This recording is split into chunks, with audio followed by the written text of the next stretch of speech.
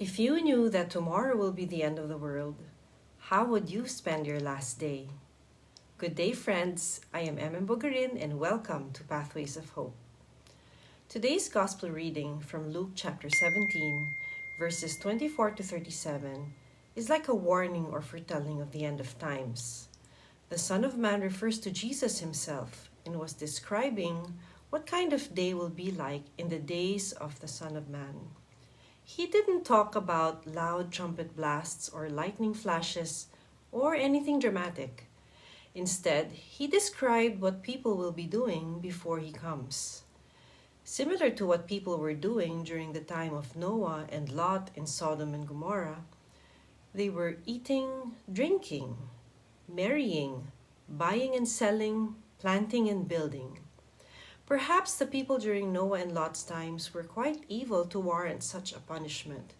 But in this gospel reading, Jesus was simply describing them as busy, preoccupied. And this pretty much sums up how we are today.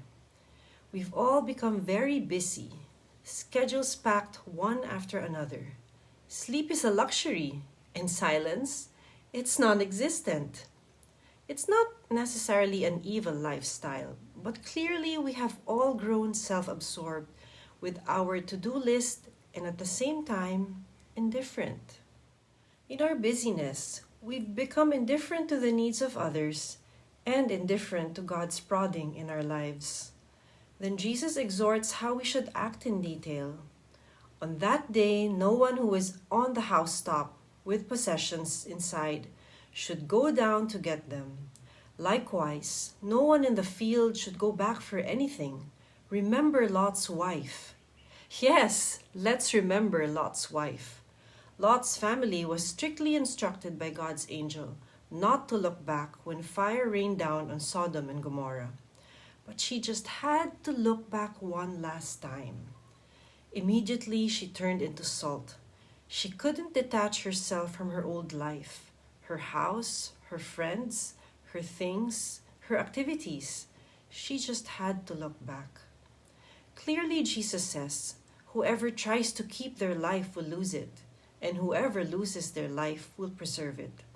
It's another one of Jesus' paradoxes. Attachment to our worldly life may just be man's downfall. Jesus reminds us that we cannot bring all our possessions and achievements in the afterlife. They won't matter in heaven. So if you're caught on your rooftop or in the field or in a modern day setting, caught in the office or in the mall, no one should go home to collect their things when the end of time comes. To lose one's life is to surrender our dreams and desires to God and to allow Him to be the driver of our lives. Truly, all these earthly possessions pale in comparison to loving God and experiencing God's love in our lives. Consider the saints who left their noble lives in a quest to find meaning, and eventually they found God. Saint Teresa of Avila's prayer beautifully depicts this, Nada de turbe. The English lyrics are, let nothing trouble you, let nothing frighten you. All things are passing. God never changes. Patience overcomes everything. Whoever has God lacks nothing. God is enough. The question now is, how can we prepare for the end of time? There have been many predictions about when it will happen, but only God really knows when. Until then, we can prepare for it by prioritizing what is important and eternal. That is our relationship with God. When we put God in the front and center of our lives, every other detail will fall into place. In the meantime, let's imitate Jesus' character here on earth. Love the unlovable. Forgive those who have wronged us. Ask for forgiveness to those we have offended. Give to the poor. Pray unceasingly. Share God's message of hope, peace, and love. Let's pray that when the end of time truly comes, we are not concerned about what we will leave behind, but what we will gain for all eternity with Jesus Christ. Again, this is Emin Bogarin from Pathways of Hope. Have a blessed day.